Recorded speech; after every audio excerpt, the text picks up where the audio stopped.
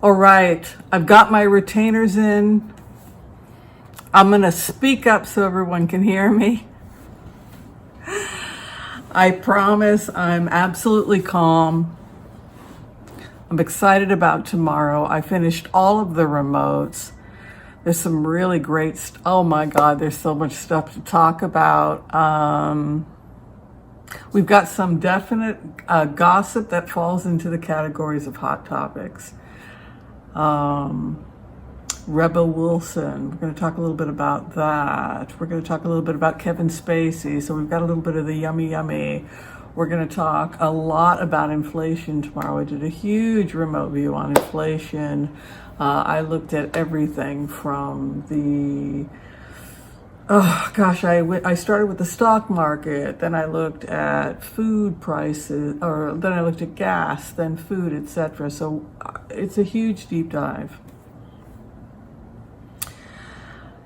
There was a couple of other things, but suffice to say, tomorrow's going to be a lot of fun. All right, so the ongoing saga of election meddling and how disinformation is happening in the United States on social media, and what can we do as American citizens to be informed, to help one another so that this type of disinformation doesn't happen again. And if you're just talking about this from a perspective of following the energy of where we are headed, and I've asked you all to be patient, because one of the things that we do as remote viewers is we sit back and we watch energy to its natural conclusion. So that means that audiences have to be patient with remote viewers, and it often means that remote viewers go through incredible pressure if they are authentic, because we have got to be able to speak freely when we observe any kind of an energy. There's something else I want to go on record saying, and this is particularly for my students and graduates, and that is that you never rely, if you work for a company, on heart-centered remote viewing alone. I would never do that. And my best cases are when I do research before HCRV and after HCRV. I often want to know a little bit about my client before I try to attempt to have that kind of connection through HCRV.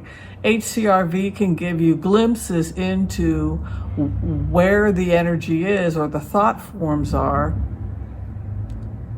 but then it's your responsibility afterwards to do your data collection, know how to do data collection so that you're not spreading misinformation. And when you do spread misinformation, you have to be able to go back and correct yourself. And that's just because we're all human beings.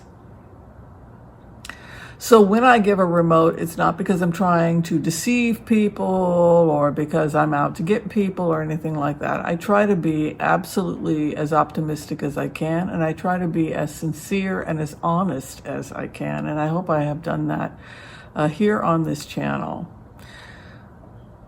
So I know that I'm going to be attacked, but I have to be able to give the remote, even if it means that people are going to click off. And that means losing 1,000 subscribers, because that's the price you pay if you want to be an authentic reader. And it sometimes means losing your temper, losing your cool, etc. But hey, that's the way it goes. So we follow the energy of the fiasco that Adam Waldman orchestrated through these fake alt-right Republican stations with a conservative slant on how the evidence was interpreted. So the Depp circus. And then we have to look at the money. And this is the thing that I want people to, without any emotion attached, look at the money. That took a tremendous amount of money. There are channels that are run by alt-right media stations alt-right media station might have 10, 20, 30, 40 stations. They might have court TV, they might have crime and this, they might have just pure gossip. But the underlying message of all these channels is the same, and that is they're usually anti-LGBTQ. They will often go after people who are LGBTQ, depicting, and they really want to spread this misinformation that's hostile to women, LGBTQ, black women, especially have been targeted trans women. Because of what has happened, here is now what's going to happen. The ACLU has to get involved because we have a situation now where a foreign lobbyist bought time and advertising to publicly humiliate a victim of domestic violence and rape, and then intentionally distorted the facts, threw out data, took recordings of her screaming hysterically after she'd been beaten and raped, by the way.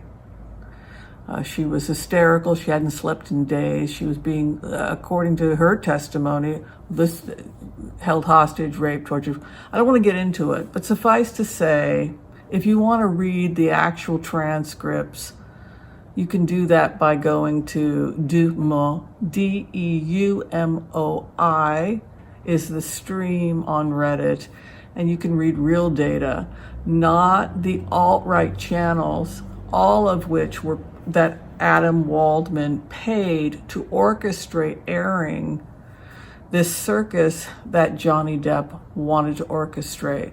So that's the expose that is blowing up right now. But that's not the end of this, because now we have the ACLU taking this all the way to appeal. And at that point, it's going to have to take it even further, because if you appeal a case like this, there has to be some kind of an investigation as well. An investigation that probably will involve the FBI, etc., because social media took money from foreign lobbyists. Rightly so, the ACLU could argue, in order to weaken our democracy by attacking our court systems. Now, that means that some of the money came from Depp and some of the money probably came from overseas, which again means, what were they really trying to accomplish? If you continue to follow this energy, you take it to its inevitable conclusion, which is that we will have Senate hearings. We will have congressional hearings about what happened so that this never happens again. And I think that there have to be laws on the books so that PR firms like the one that Adam Waldman has need to be shut down. And I think that we need to get control of our foreign lobbyists, particularly their overseas bank accounts, since it's obvious that these people are being bribed and our own members of government are being bribed. So all of that needs to come out. But the real issue is that our social media has to go before the Senate and Congress.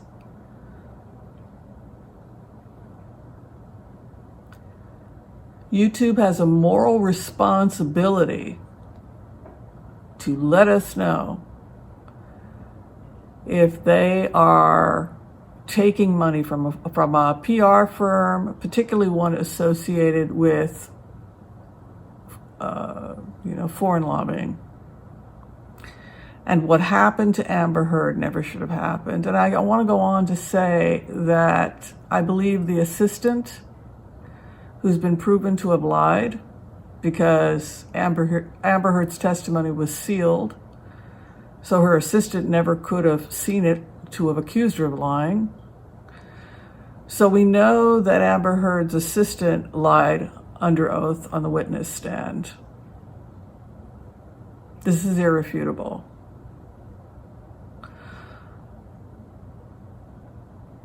So the question becomes, why do people lie on the witness stand? If you've got kids and you're broke, maybe you take $50,000 because, hey, she's an awful person and I need the money, and you tell yourself that because she's a terrible person and Johnny Depp's a nice guy, you're going to what? Take the money? I'm saying this is just strictly entertainment. I'm saying this is the kind of thing that can happen, right? You take $50K and tell yourself, hey, she's not nice, and hey, I need the money. If something like that theoretically were to have happened, if somebody like that were to do something like that, then I would hope that they would pray and that their people who watch this channel would connect with them and say, maybe you need to call Lisa Bloom's office before calling the FBI. Because this is bigger than a divorce case. This is about your civil liberties and my civil liberties, and attempting to gag victims and allowing foreign governments to come in. And so we have to have hearings, and of course we will have hearings.